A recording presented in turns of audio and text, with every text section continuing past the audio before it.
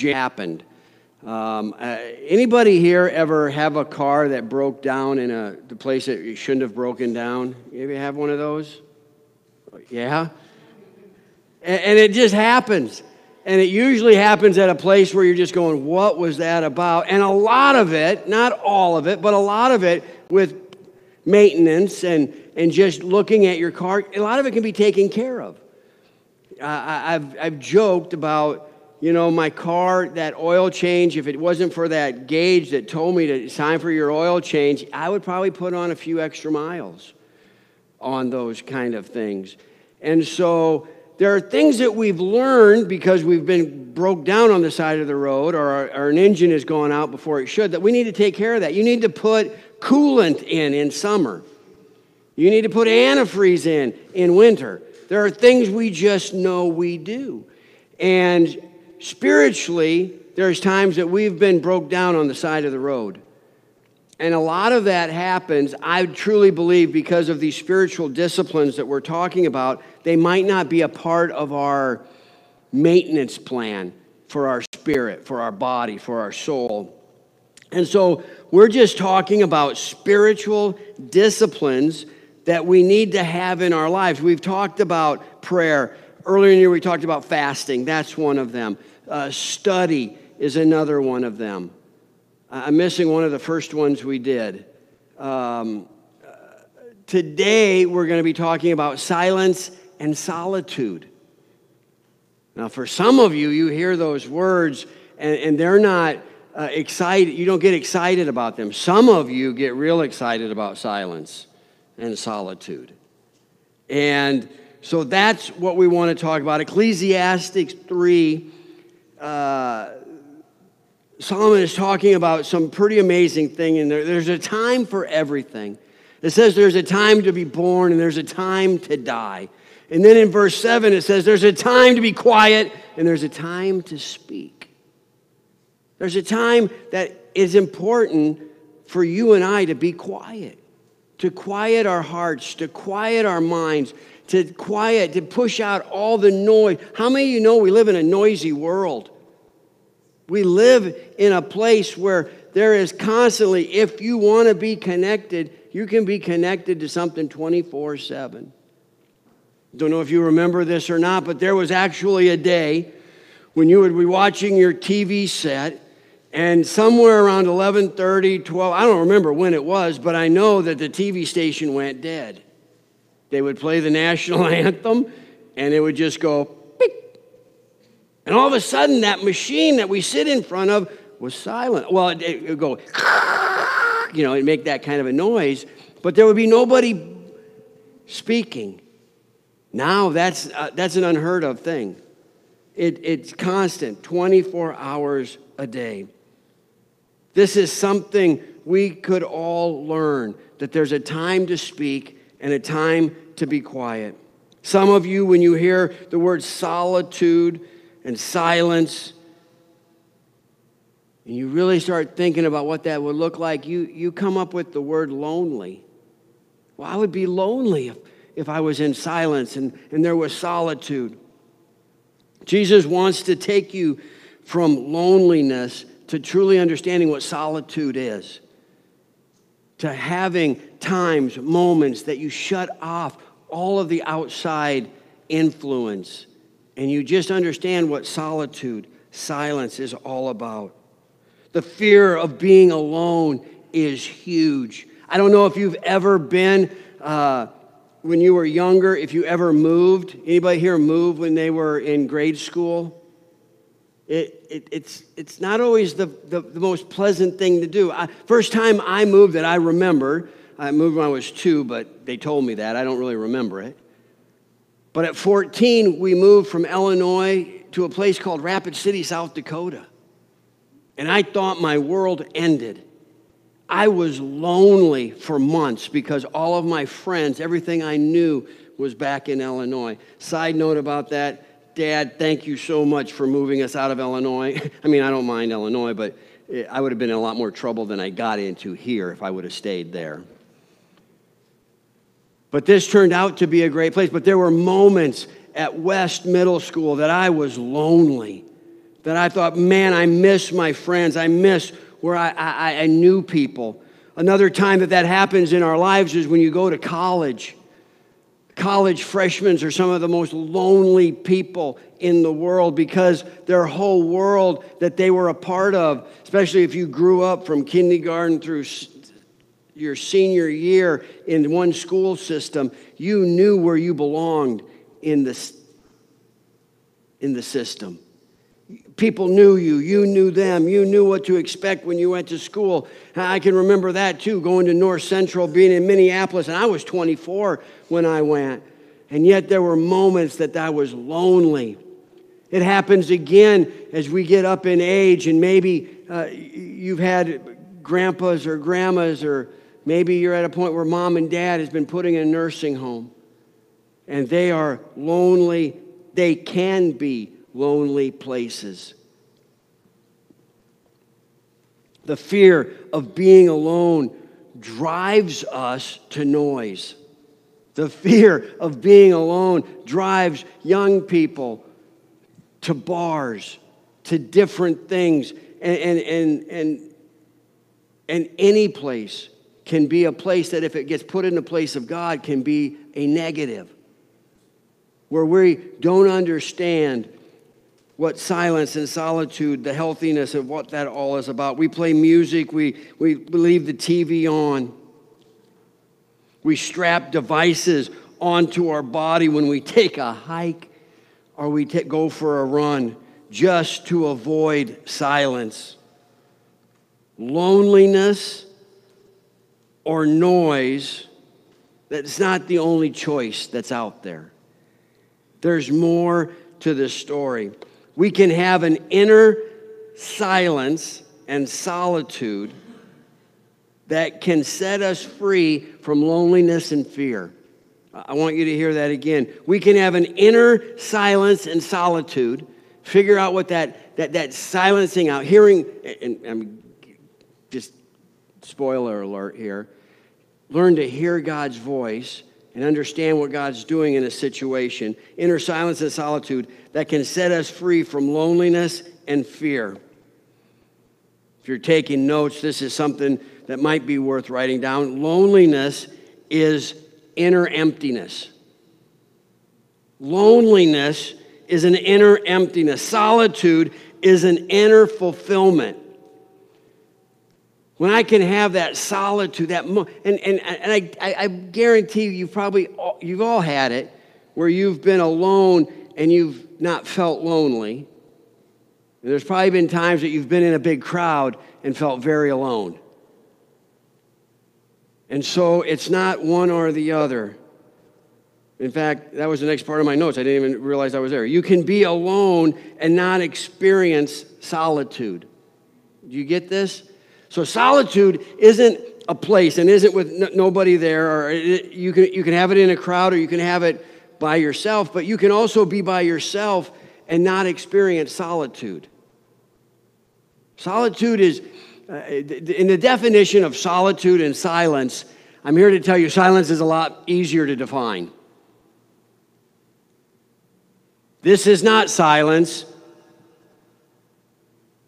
That was. Solitude, you could be here today and you could push off everything that's being said and have a moment of solitude.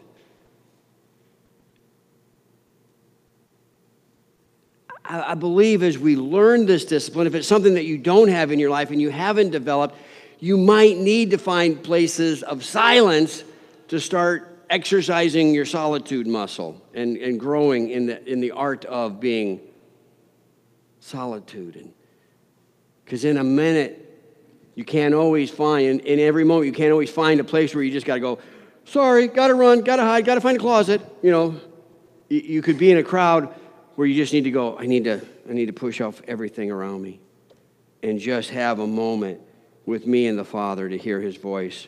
You can be in a crowd and have an inner solitude. What I'm talking about is not just being alone to be away from people. How many of you know there's sometimes you just need that?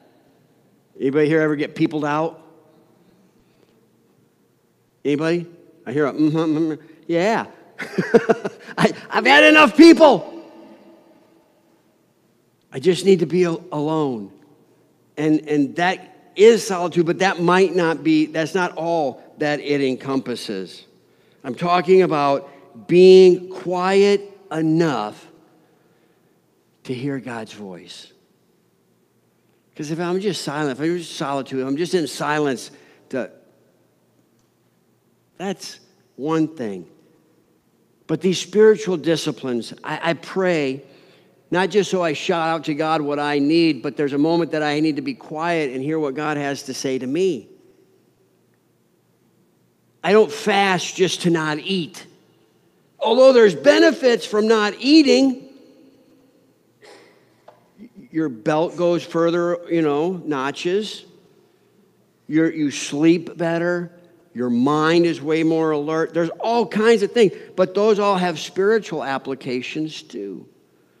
So silence and solitude, there's something just in our body. I love the fact that these spiritual disciplines aren't just spiritual. Because God knows that we are a triune being. We have a soul, spirit, and a mind. And being in solitude refreshes your gray matter. Getting away from the busyness and the hectic of the day and being still and silent does something with your muscles. I had coffee a few weeks ago with David Kaler. He's a successful realtor. And he was just saying, he was asking me, when was the last time I got away? And I'm going like, I didn't know.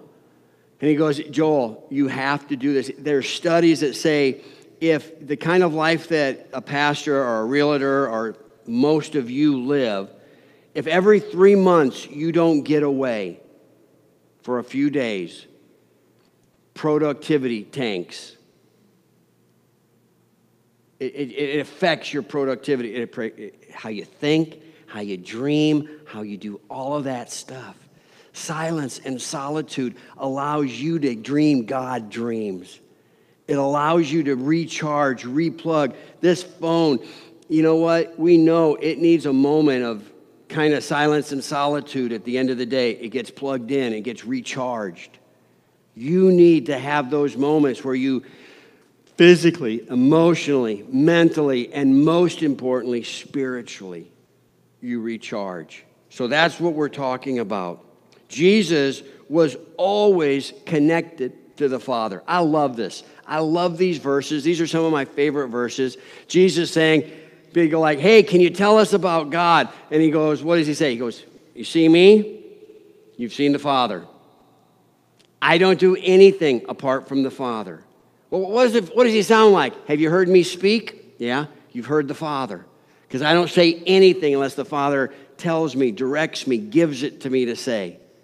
He talks about the branch and the vine. Stay connected. Jesus and the Father were connected.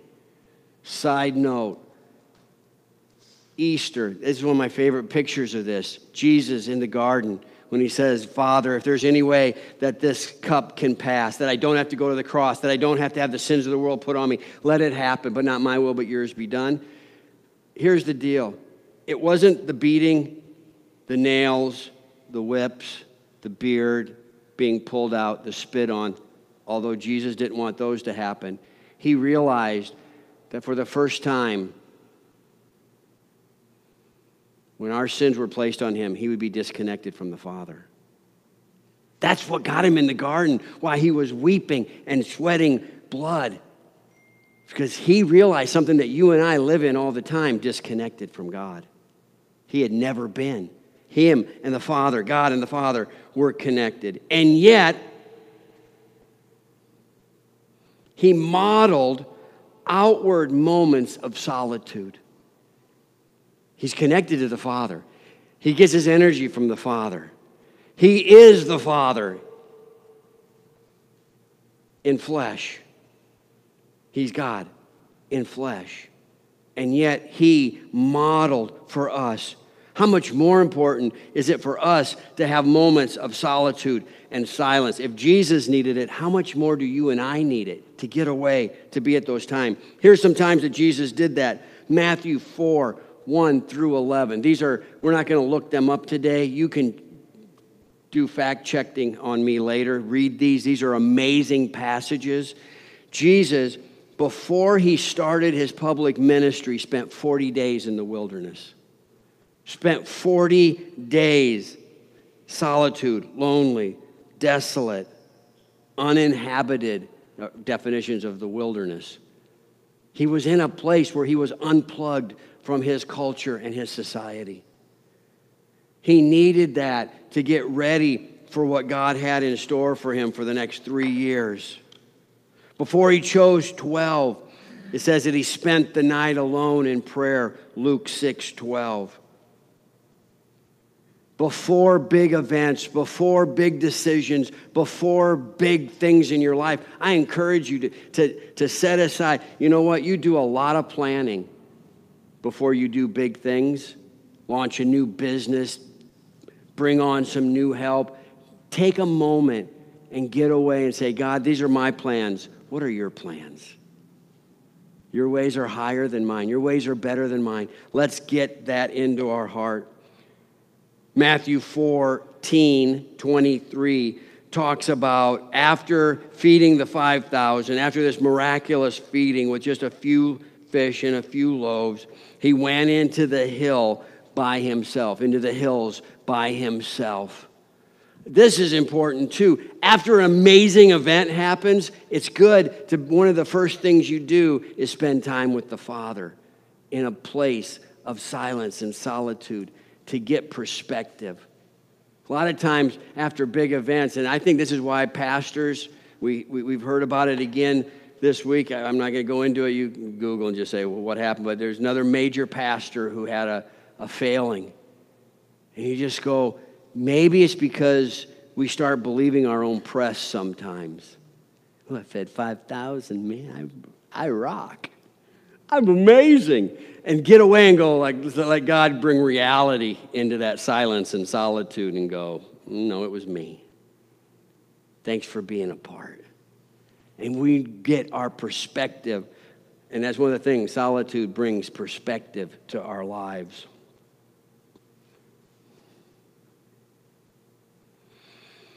Luke 5:16 says, Jesus often withdrew to the wilderness to pray, a quiet place. This was a regular discipline in his life. And so that's why we're talking about silence and solitude and why it's so important. Jesus made it a habit of getting away to a quiet place. Jesus wasn't the only one. Abraham, Moses, David, Paul, all of these guys practiced silence and solitude, getting the perspective of what was going on in their day. When Moses went up to the mountain to meet with God, he was there 7 days before God spoke.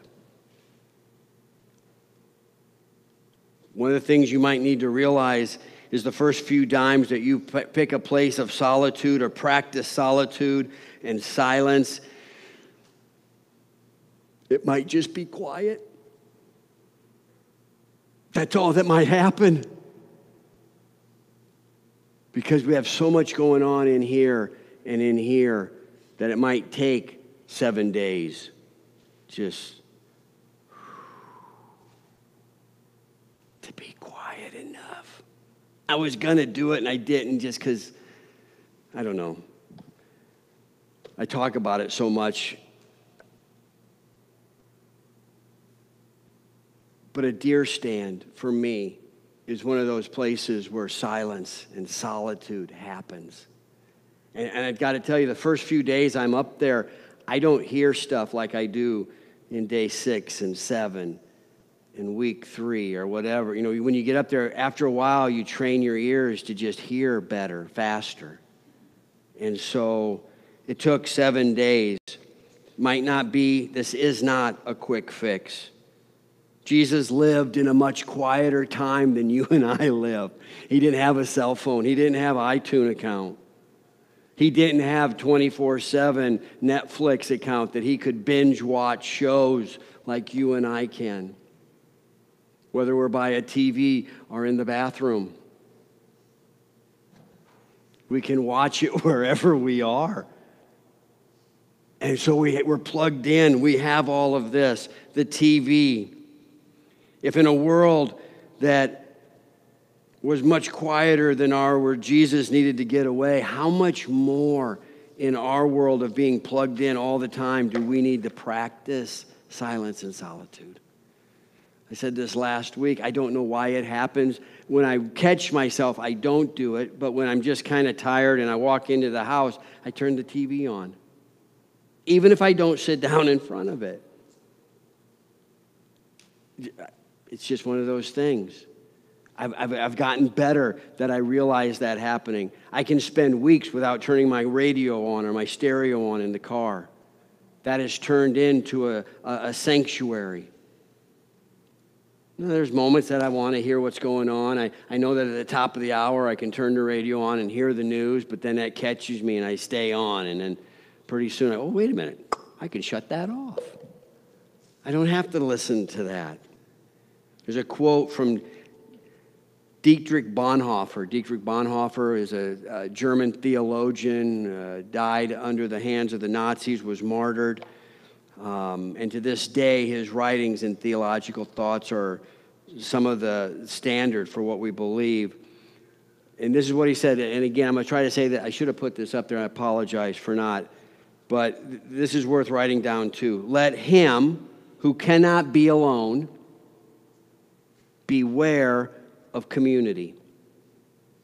If you need to have people around you all the time, community might be what gets you into trouble.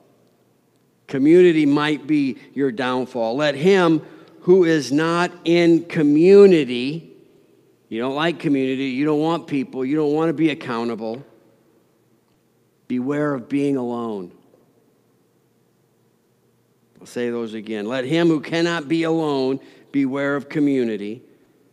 Let him who is not in a community or in community with people be aware of being alone. There is danger in both extremes. If you're that person that you have to be around people and you have to have the approval of people and you strive on that, you might want to put yourself in the categories of the Belushis of the world,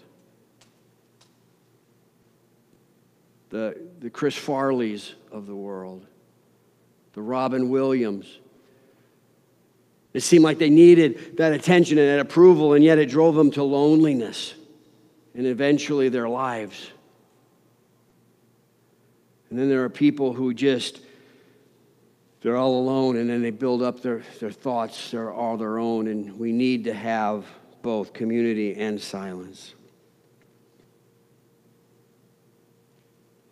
We must find time to get away. We must find time to hear God's voice in the midst of busyness also. Because like I said, we might not be able to run away all the time, but I constantly need to be hearing God's voice. I constantly need to be connected to the Father. Silence, solitude. I want to talk a little bit about practical aspects of this in the time that we have remaining. You don't need to be completely isolated.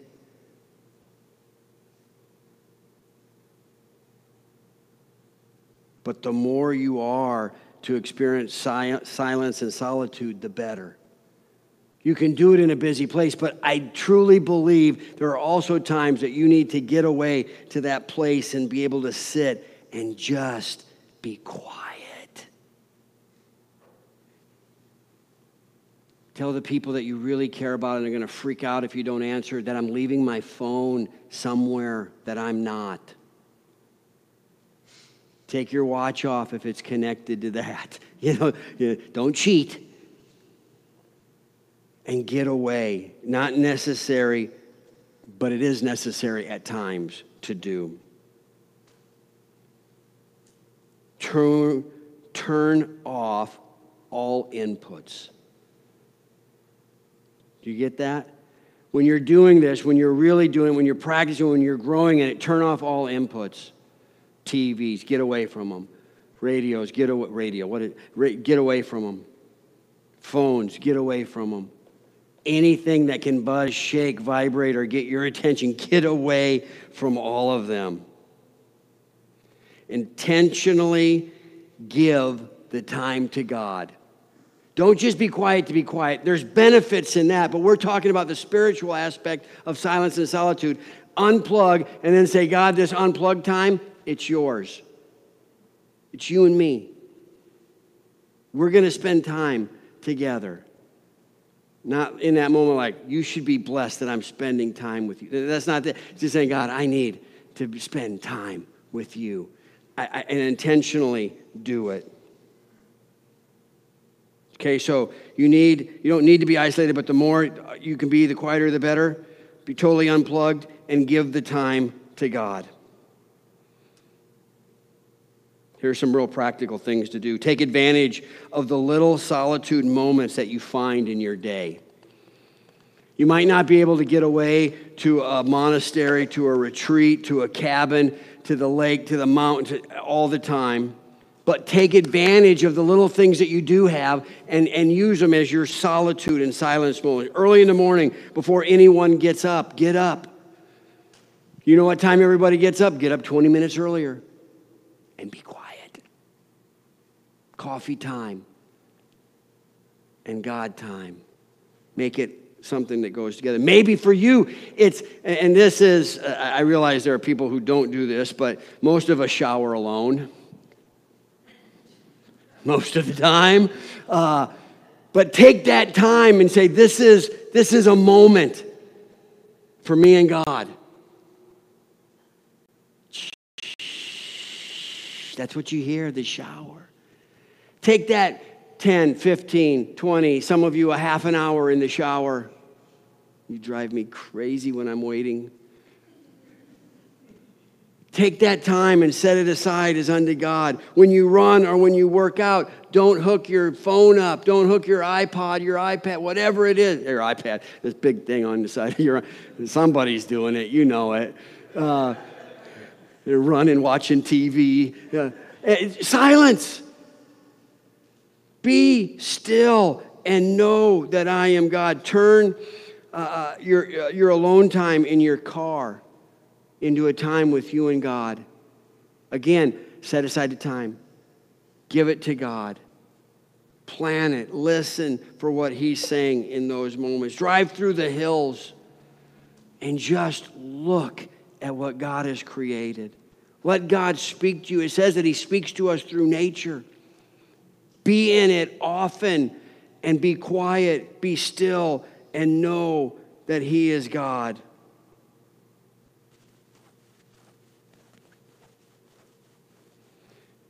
Maybe it's not just when you're in your car, but on your way home after a hard day, take the long way home. When we first moved here, we lived up by Keystone. And most days I would take the Sheridan Lake Road and the back gravel road through with a stop with a fly rod at a little Spring Creek spot.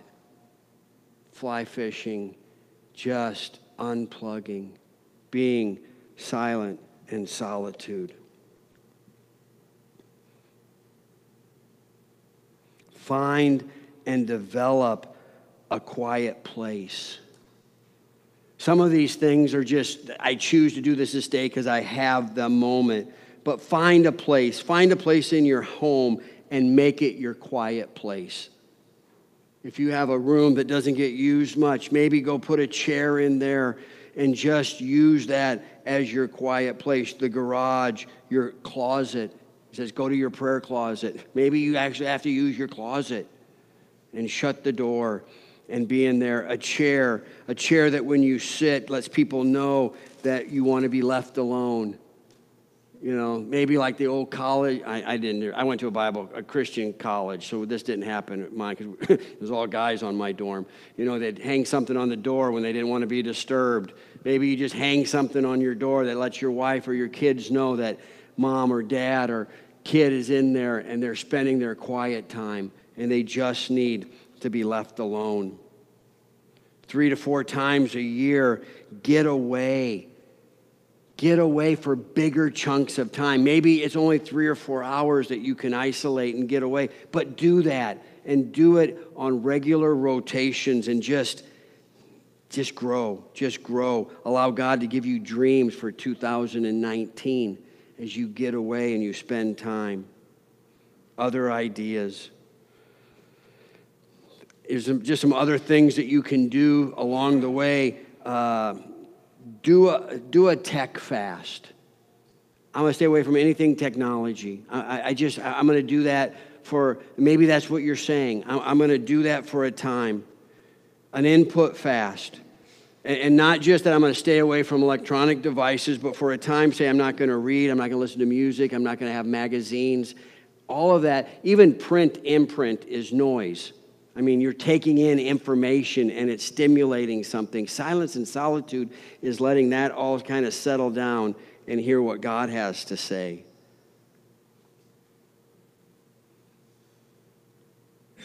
When I wrote this one down, Mesa, I thought of you, and maybe this would be a tough one for you. Don't take a photo for a week.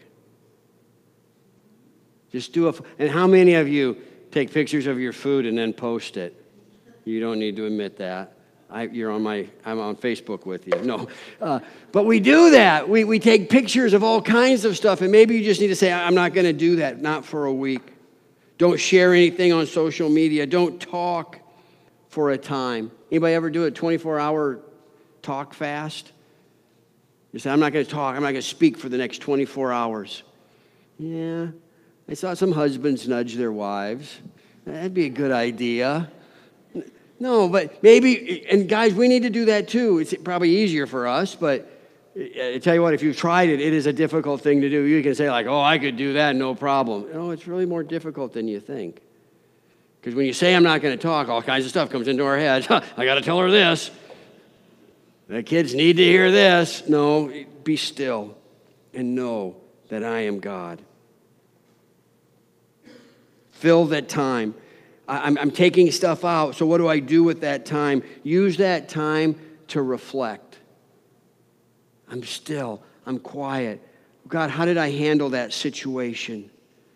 How could have this been different? And allow God to just soak over you and give you wisdom and direction and how maybe better to respond to that person that cut you off in traffic or to that waiter who got your order totally wrong. How do I respond in those moments? Use it as a moment of meditation, study, prayer, fasting. And here's the deal. These disciplines aren't standalone. Although there are times that I need to be in silence and solitude and not be studying and not be meditating, there are times that those are the moments that when I do them together, I really hear from God clearer. I get direction from God better. There are times I need to separate them, but there are times they need to come together. And when I pray, I introduce fasting. I introduce meditation in that same time. I introduce silence and solitude. Oh my goodness. Again, synergy begins to happen. One is amazing, but when you start doing more, God starts just multiplying what he does in those moments. This is another one some of you are amazing at. Some of you have never done this. Journal. When you're in silence, when you're in solitude, have a pencil, have a paper, and begin to write down what God's saying to you, what you're hearing, what you're sensing, what you're feeling. And maybe even at first, if the enemy tries to disrupt that time with all the things you're not doing that you should be doing, write down a to-do list on the back. And then just say jokingly, thanks, devil. You just help me remember the stuff I should do. And he'll stop doing that. He'll stop giving you to-do lists.